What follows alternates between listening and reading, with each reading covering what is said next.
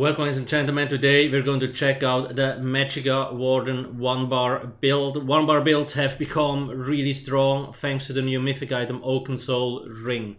We do have a full written guide on ESO-up.com, link in the description. I also do appreciate if you like the build on the website. Melee setup, a range setup, and the beginner setup. Basically everything you need. I also added screenshots of the stats as well as a parse. And I wrote a small guide. You can find everything on the website, as well as the Oakensoul ring.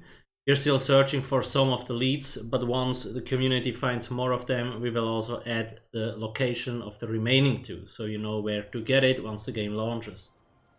Stats, they look pretty decent. Max Magicka, max health stam, a lot of Magicka recovery, and yeah, all the other stats. Spell damage, spell crit. Obviously, when we are buffed, these things are a lot higher. We do use the Thief Mundus Stone in combination with the Ghastly Eyeball drink. This gives us a lot of max Magicka and Magicka recovery. You could also use Clockwork and Witch Mothers to also get a little bit more extra health if you think this is not enough. Potions. So you can use the dirt cheap normal potions, but you could also use the very expensive minor heroism pots. They're super expensive, so I usually don't recommend it. I just use them here to showcase the parse to get a little bit more ulti. But yeah, just use the normal ones because the Oakensoul ring provides us with pretty much anything we need. Race, any Magicka based race works. I usually prefer High Elf, simply because they give a lot of spell damage and more max Magicka and also a little bit extra sustain. The sets. So let's start with the Oakensoul ring. You can only use 1 bar if you have this equipped, but you get a buttload of major buffs, as you can see.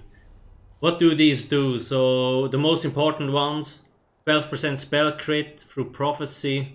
You get 10% damage reduction, 20% more spell damage, 15% more Magicka recovery, 10% more damage. Major heroism, like this is insane. We can activate our ultimate so many times, it's really nice. Minor Slayer is from another set. Major Courage, 430 weapon and spell damage. Resolve, higher resistances, and Force, 20% more crit damage. There's just so many stats this item provides. I would highly recommend getting this once High Isle is available. The second set we use is Zogwin, simply because it gives a lot of extra crit and also minor force. So we get even more crit damage. Now, we do use 2 daggers at the moment. But like I said, you can also use a staff with this setup if you want, if you prefer ranged. But the daggers melee range will be a little bit extra damage. The next set we use is Whirl of the Depth. You can use the perfect or the imperfect version. This drops in the new trial.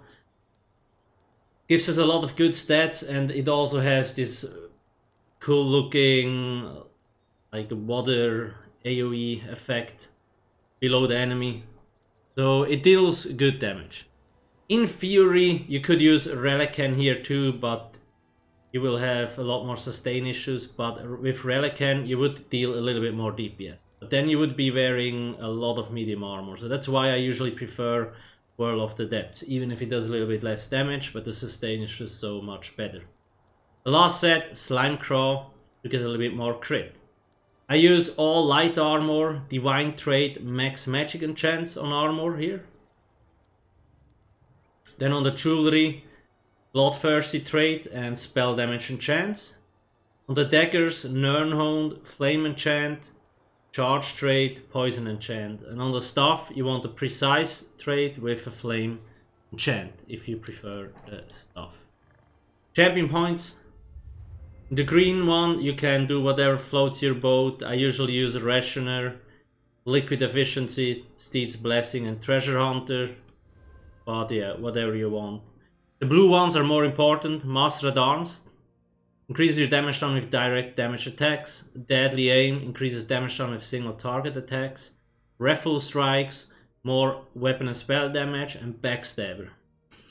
You could also use Fighting Finesse. Backstabber increases your critical damage by 10% if you attack from behind. Fighting Finesse increases your critical damage by 8%, no matter whether you're behind or in front of an enemy. So if you're unsure, I would definitely pick Fighting Finesse, but if you have a good group, then go with Backstabber. Fitness, Boundless Vitality to increase health, Fortified for more resistance, Rejuvenation, which increases your recovery, and then we have Siphoning Spells, which helps us a little bit more with Sustain. Try to get them as soon as possible and fill things up with the passive perks once you have enough points. Now, skills. Fetcher Infection, very powerful single target dot. And every second cast actually deals more damage. Then we use Sub Assault, so this is a stamina version, but it simply does a lot more damage than the Magicka one, so you want to be using this. It will also make your sustain a lot easier. Then we have Screaming Cliff Racer, it's a Magicka version. If you're further than 7 meters away from the target, you set them off balance and then deals up to 15% more damage based on how far away from the enemy you are. That obviously only helps if you have the ranged weapon, but no matter what, it's a really good spammable. You could also use other spammables if you want to, for example the Suchik one, like elemental weapon, but in general the Cliff Racer is preferred because we also benefit from advanced species, gives us more damage. I actually have this slotted, we get 10% more overall damage, because these are basically 1, 2, 3, 4 and 5, these abilities here. So the animal companion tree is really good. Winter's Revenge, really good AoE dot, also deals a lot of single target damage, so I would definitely get this. Bird of Prey, we only slot this passively to get Minor Berserk. If you're playing solo, either use the Green Balance heal here, the Living Trellis, or if you have, you could also use Resolving Vigor, so you have a heal, right? You basically won't die with this active. But yeah, if you're in a group, just go with Bird of Prey. Then the ultimate, Wild Guardian, we also use the stamina morph of this because it deals so much bleed damage. It's just better.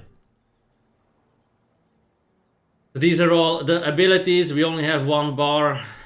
Rotation is really not that hard. You basically spam the Cliff Racer as your spammable, and you reapply Sub Assault. When it runs out, you reapply Fetcher Infection and the Winter's Revenge dot. When the Bear ult is ready, you activate it. You will see that in the Parse or in the rotation in a second. Let's actually... There we go. So that's the Parse. 91k. The stamina version or stamina build gets a lot higher. Well, a lot higher, like 104k or something like that, but yeah. Cliff Racer deals a lot of damage than the light attacks. Sub Assault, Winter's Revenge. This here is all from the Bear, does a buttload of damage. Then we have Fetch Infection. And the set basically does 6,500. Relican would do around 9,000, but again, your sustain will be a lot harder. And all the enchants, you can see like they do 7k DPS just for having them. That's why dual wield is also so strong. So showcasing the Parse, before we do that, the outfit, New Moon Priest. Pretty much all New Moon Priest gear. And Scintillating Scarlet and Patron's Gold Die. The skin I use is Meridian Purified.